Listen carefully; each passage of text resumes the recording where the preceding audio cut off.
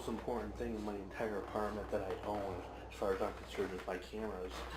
My first one was my Nikon D60, which is right here. Very basic, very easy to use, very lightweight, and it was still kind of cheap, around $400. But it has a lot of functions, not nearly as many functions as my second camera, which I'm using to shoot my video with, which is my D7000. Many functions, very heavy duty, very professional, around $1,200, plus it has video. And I'm using my basic portrait lens or basic photography lens with it, which is my 55mm, which came with my D60. Then I bought my 300mm Tamron, which this two Tamron was $400. If I had bought a Nikon lens like my cameras, this lens would have cost me almost $2,000. It does about the same thing. Very, very important lens. I carry it everywhere. My camera and this lens is like my MasterCard. I don't leave home without it. Very important. I can shoot just about everything with this lens, whether it's nature photography, sports, just about news coverage, a lot of things with this. My flash that I bought secondly, my speed light.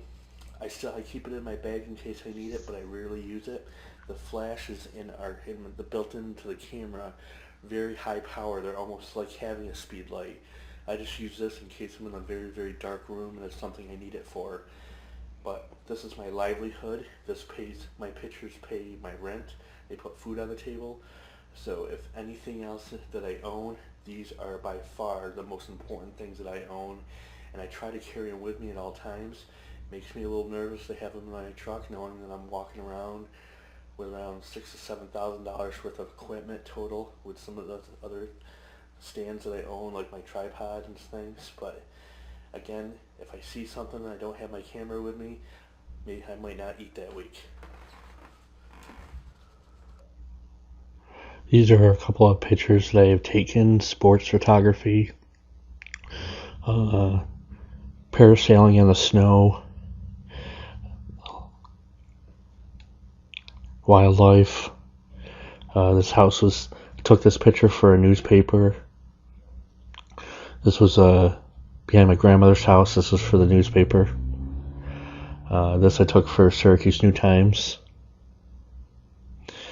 This was another Syracuse New Times photograph of Skinny Atlas Lake. And those are my pictures.